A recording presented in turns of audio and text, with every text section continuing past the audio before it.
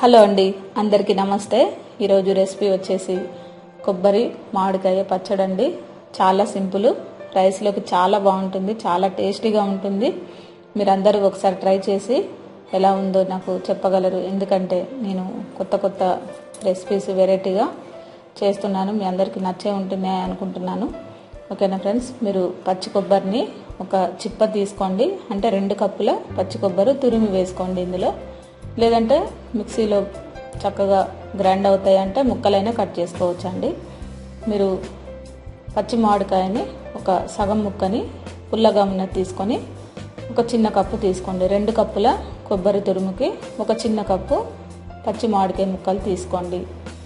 తీసుకున్న తర్వాత మీరు ఒక కళాయి పొయ్యి మీద పెట్టి ఒక 2 స్పూన్ల ఆయిల్ వేసి దాంట్లో ఒక 1/2 స్పూను మినప్పప్పు వేసుకోండి. దీంట్లోనే వేసిన తర్వాత దీంట్లో మీరు ఎండుమిర్చి కూడా ఒక 5-6 తీసుకొని కొంచెం దూరగా వేయించుకోండి.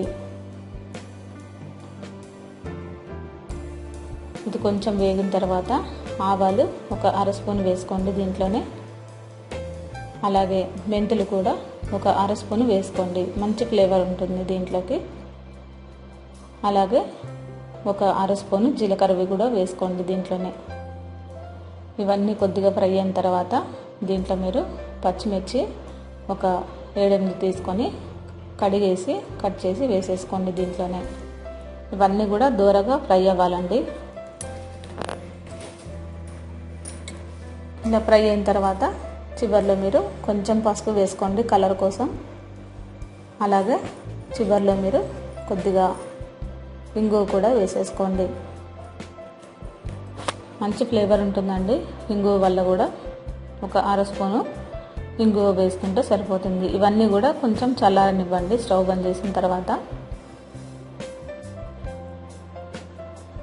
చూసారు కదండి, ఇలా పచ్చిమిర్చి కూడా కొంచెం పచ్చిగా లేకుండా వేగిన తర్వాత మీరు మిక్సీలో చల్లారనిచ్చి వేసుకోండి. చల్లారిన తర్వాత ఒక చిన్న ముక్క 2 వేసుకోండి, చిన్న ముక్కలు 2 బెల్లం వేసుకోండి. అలాగే ఉప్పు కూడా సరిపడంత వేసుకోండి దీంట్లోనే. కొంచెం స్వీట్గా కొంచెం కారంగా ఉంటుంది పచ్చడి.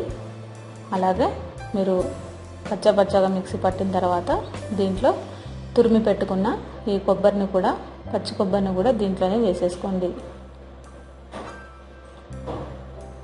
పచ్చి కొబ్బరి వేసిన తర్వాత మీరు పులుపు ఎక్కువగా ఉంటే ముక్కలు చూసుకొని వేసుకోండి, లేదంటే పుల్లగా అయిపోతుంది పచ్చడి. ఓకేనా అండి.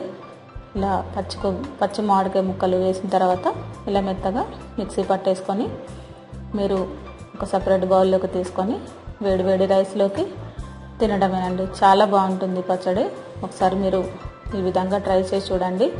దీన్ని మనం ఇంకా పోపు వేయాల్సిన పని ఏమి లేదండి, ఇలా డైరెక్ట్గా తినచ్చు. ఒకవేళ మీకు పోపు వేసుకోవాలని ఉంటే కూడా ఆవాలు కొన్ని పోపు దినుసులు వేసుకొని మీరు పోపు వేసుకోవచ్చు.